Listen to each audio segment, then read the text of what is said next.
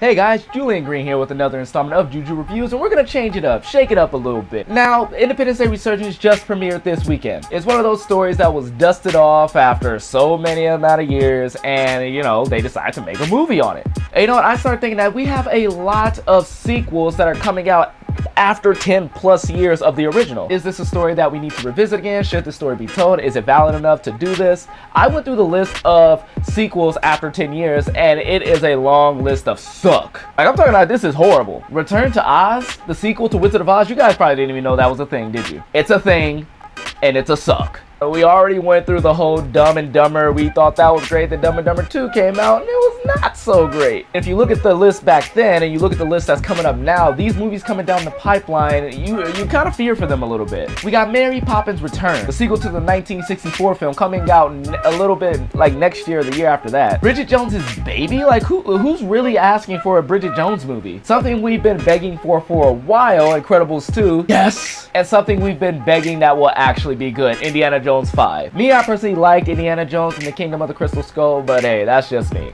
I understand why people don't like it. So with all these movies, you kind of start to fear for them a little bit, but I'm here to say that there are sequels coming out after 10 plus years of the original that's actually pretty good. Not a lot, but there's some. So I took it upon myself to make the top 8 sequels that came out 10 years after the original. That's the name of the list. I couldn't come up with nothing better. All right, so you guys ready? Let's do it. Number 8, Scream 4, coming out 11 years after Scream 3. This movie was a modern take of the original Scream trilogy, a trilogy that changed the game in horror. Scream was one of the first movies to actually poke fun at itself and pretty much be a little bit meta in that horror genre, and all these other horror movies followed soon after that. But with each passing sequel, it didn't really reinvent that too much. I mean, you can't really change the game if you're playing the same game each and every time. So Scream 4, although an enjoyable movie, it's just one of those movies that is kind of like doing the same thing, poking fun at modern horror films, but it's not really doing anything fresh. So it's fresh like an apple, but it's more like you sat it on the table all day and it's not refrigerated. I don't know if that makes sense, but that's my analogy. But it's enough to make it to number 8 on this list. Scream 4, everybody. Number 7, The Best Man Holiday. Coming out 14 years after the original movie, The Best Man. The Best Man follow a group of friends. One of them is getting married and they're all reminiscing about their childhood and things that they went through to get to that point.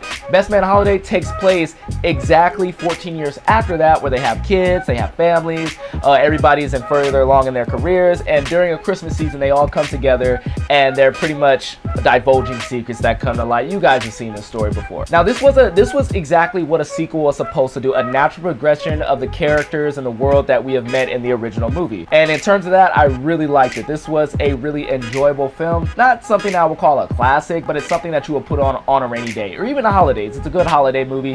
Definitely check it out. Best Man Holiday, number 7. Number 6, Clerks 2. Kevin Smith bursted onto the scene with Clerks 1, a black and white comedy where it was just nothing about just these two guys in a shop. That's it. Two clerks in a shop having a good time, having a lot of laughs. 11 years later, they made Clerks 2 where it's no longer in black and white, it's in color, but to me, the jokes are still hilarious. I'm just saying, that porch monkey scene, gold. And the whole argument between Star Wars and Lord of the Rings always has me cracking up just thinking about that dang thing. If you guys like those lowbrow, lowball comedies, then this will be for you. It might not be for everybody, but I'm that type of guy who pretty much laughs at almost anything. Clerks 2, number 6. Number 5, you guys are gonna be surprised at me a little bit on this one. TMNT. In case you've been living under a rock, TMNT stands for Teenage Mutant Ninja Turtle. This was an animated sequel to the live action movie Teenage Mutant Ninja Turtles 3. This came out 14 years after Turtles 3, and remember, it was like a really weird jump to be from live action to do animated, and I didn't think it was gonna do all that well. I thought it was just kind of weird. But when you watch the movie, this movie is like really dark. It was gritty before the whole Dark Knight thing kicked off. I mean, exploring the relationships between the 4 brothers was just amazing. And compared to other animated films, there's no Pixar. It's not even one of DreamWorks' best work, but it was really cool to see the Turtles in this new kind of style. And I really like that. Really enjoyable movie. I will watch it again anytime when it's on cable. Notice how I said cable. Number 4, Jurassic World. The only movie that is the best in this whole quadrilogy of films is the first Jurassic Park. There's no beating it. There is none. It's one of the most perfect movies of all time. Steven Spielberg does return for the 4th one, which, mind you, came 13 years after the third one. After the first 2 wasn't liked a lot, I had little hesitation going into this movie, but as I came out, it's not like the original Jurassic Park, but it's a fun, popcorn movie. Not a perfect film, just a lot of fun. We were introduced to the Indominus Rex. We got Chris Pratt in the lead role, and you know what? I couldn't ask for anything better, and I'm excited for the sequel to that. So Jurassic World came back with a vengeance, and it's my number 4 pick. Number 3, and it's a little bit early to call it, but I'm calling it Finding Dory. After the travesty that was Cars 2. Don't make me talk about Cars 2. I was a little bit hesitant to see that Dory, a supporting character, will get her own role, and her own leading role at that, in a movie.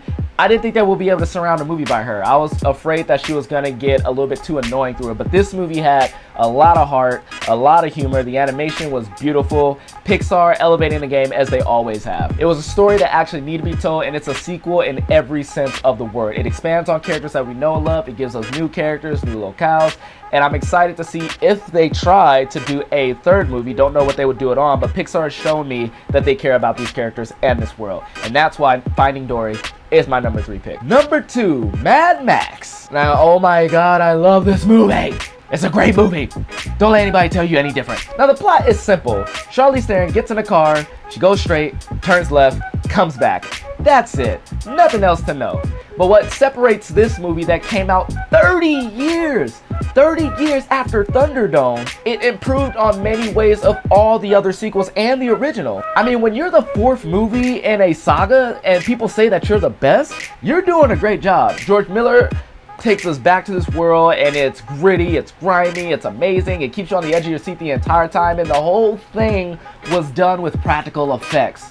All practical. Explosions, real. Mad Max jumping on stuff, real.